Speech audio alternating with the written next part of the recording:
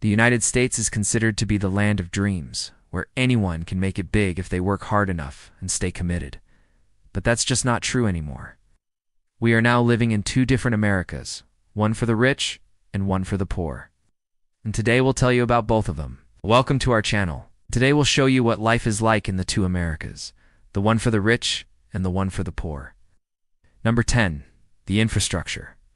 The infrastructure of a country says a lot about the country itself. And when we compare the American infrastructure with some other first world countries, it falls way short. Potholes are everywhere. Roads need repair. Bridges are old and rusty. There are more homeless people sleeping under the bridges than actually using them. It seems like the city only fixes the roads after a car crashes on them. Many Americans live in areas where the water supply isn't clean or even drinkable. They have to buy water bottles with the money they could use for food. The poor people in America spend most of their time in traffic jams. It takes them hours to get from one place to another. If they could use public transportation, but most cities don't have good public transportation, so they are forced to sit in traffic. The American railway system is underdeveloped compared to Europe, so traveling by train is not an option for Americans. In fact, in some parts of Europe, you can travel by train to every major city, but there isn't a single train route in America that connects all of the states. A trip that would take 4 hours by car takes 36 hours by train. No. 9. Healthcare. The United States has the most expensive healthcare system in the world, and yet it lags behind many other developed nations in terms of quality and accessibility. People who are born into poverty in America never really escape it because they are born without health insurance, which means that if they fall ill, they won't seek treatment in time, and their illness will get worse. And once they develop a chronic disease, it will follow them for the rest of their lives, keeping them poor. Those born into wealth, on the other hand, have access to top-notch medical care and facilities, which keeps them healthy and wealthy. However, the cost of medical treatment in America is outrageous. For example, a visit to the doctor costs $120 on average. A specialist visit costs around $200. Dental checkups cost at least $100. All these expenses quickly add up and become overwhelming, especially for poor people. That's why medical debt is the leading cause of bankruptcy in America. Number 8. Quality of life. The United States ranks 27 out of 111 countries in terms of quality of life. It ranks higher than Bulgaria, Romania, Serbia, Ukraine, Algeria, Tunisia, Libya, Turkey, Brazil, China, and India, but lower than Canada, Germany, Sweden, Norway, Switzerland, Austria, Denmark, Finland, Czechia, Japan, Australia, New Zealand, and all of the Western European countries. Compared to the rich, poor people in the U.S. have a significantly lower quality of life. They have less access to education, healthcare, and decent housing. This means that they are more likely to die young, be illiterate, and live in poverty-stricken areas. And since they don't have much spare time, they can't enjoy life either. Poor Americans work long and hard to barely get by, while the rich live luxurious lifestyles, taking vacations to exotic places all the time. Number 7. Work culture. The U.S. is a country where people are obsessed with working more. It doesn't matter if it's the weekend or a holiday, Americans always think about work. This attitude is drilled into them ever since they start school. You see, the education system in the U.S. is designed in a way that encourages students to compete with each other. From the moment they start school, they are taught that only a few of them will succeed in life, and most will end up working dead-end jobs. This creates a huge pressure cooker effect where everyone is trying to outperform the other person. But in reality, most of these people are just cogs in the machine, replaceable parts of the system. Although they do essential work, they never receive recognition for it. On the other hand, those born into wealth usually pursue white-collar careers, such as law, finance, or politics. These careers may not be physically demanding, but they often require long hours of brain work. So in the end, it doesn't really matter whether someone works in a factory or an office, because in both cases, the work-life balance is non-existent. No. 6. Education. As we've already mentioned, the education system in America is highly competitive.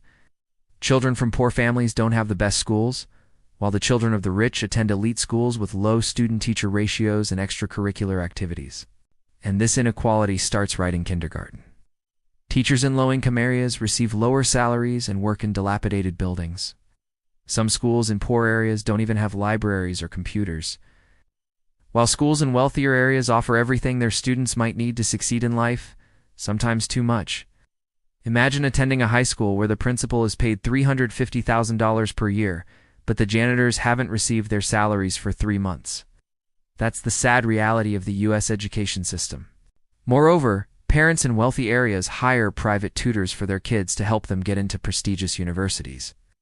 Unfortunately, the education gap between rich and poor Americans is getting wider every day. 5. Living wage.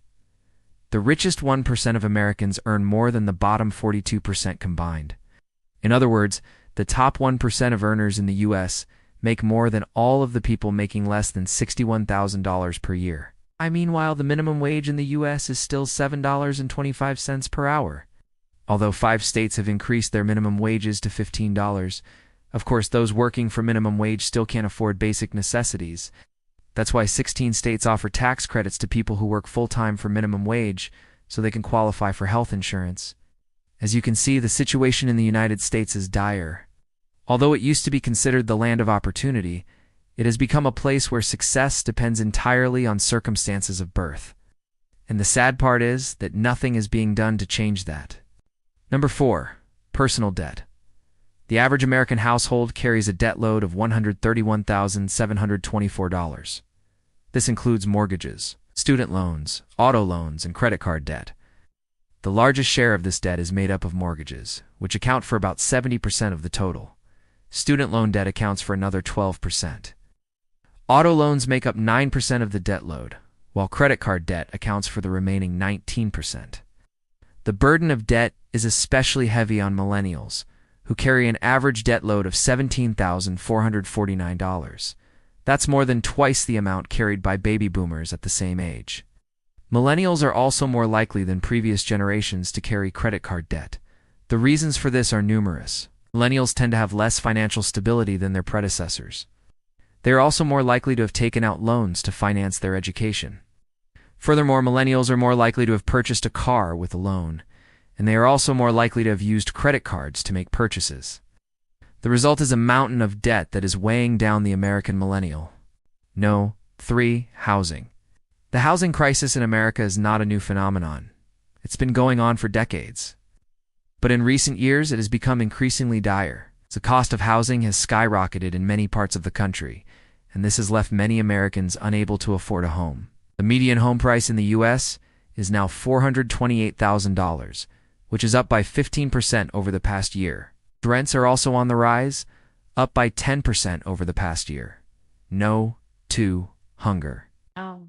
It's hard to believe, but in America, over 40 million people struggle with hunger. That's 12.3% of the entire population. In fact, the U.S. has one of the highest rates of food insecurity among developed countries. And according to Feeding America, 38.3 million people in the U.S. are living in a household that is defined as food insecure. Food insecurity refers to the state of being without reliable access to a sufficient quantity of affordable, nutritious food. But it doesn't mean that these people are necessarily homeless or living in poverty. Sometimes a sudden job loss or an unexpected medical expense can push a family into food insecurity. 1. Poverty rate. According to the U.S. Census Bureau, as of February 2022, the poverty rate in the U.S. was 12.8%, meaning that almost 13% of Americans live below the poverty line.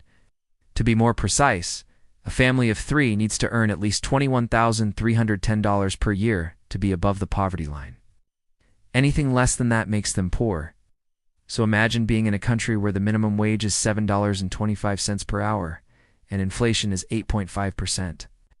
Now let's assume that someone is working a full-time job at the minimum wage, 40 hours per week, 52 weeks per year.